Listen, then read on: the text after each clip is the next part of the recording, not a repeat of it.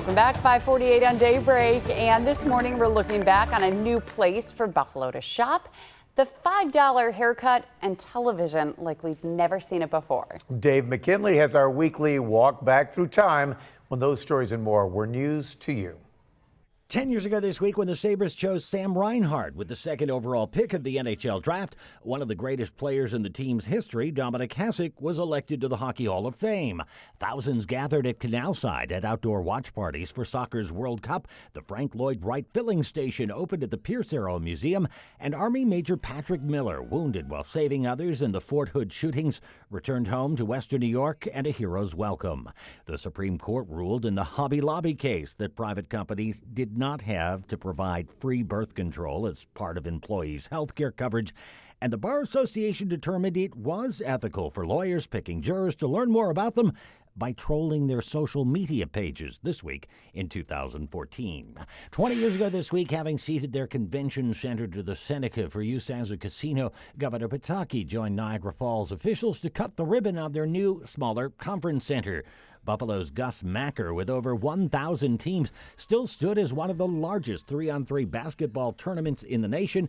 Katie Couric was named to the TV Hall of Fame, and for the first time you heard that Ron Burgundy was kind of a big deal when Anchorman premiered at theaters this week in 2004. 30 years ago this week when this animated feature was king of the box office and went on to become the year's top-grossing film.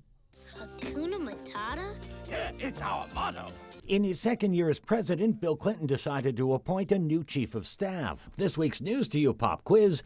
Do you know who this is? Who had previously been Clinton's budget director and would later serve under President Obama as director of the CIA and Secretary of Defense. Remember, this was back when UB Stadium still had a grass field, when Lamb Chop was popular, as were Good Time Charlie's bookstores. Ask your parents, kids.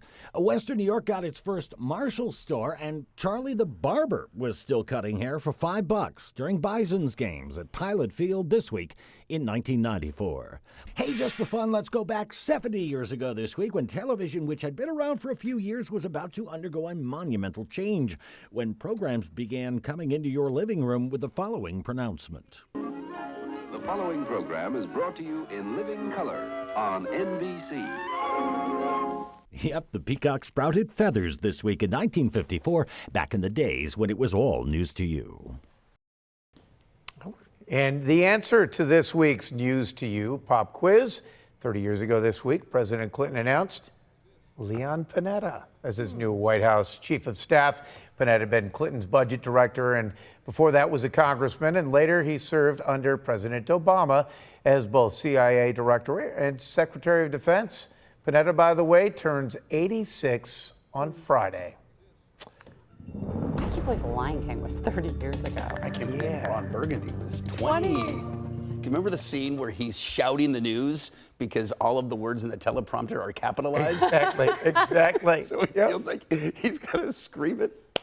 It's such a great movie. And a lot of people ask me, and I don't know if you guys get it too, like, how similar is it? I'm like, there are quite a few similarities from Anchorman to real life. I always get, okay, who's Ron Burgundy? Right. And I don't answer that. San Diego.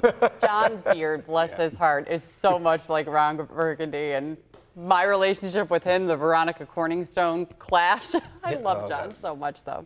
That John, time he's you probably were up watching this morning. That time you were whipping him with the TV antenna, just like in the movie. That was so great. Cool. Remember that? That is a great movie. All right, outside we go. You know what's great about that movie? It's better the second and the third time you watch it. Yeah, because you catch all the lines you missed the first time. Right. All right.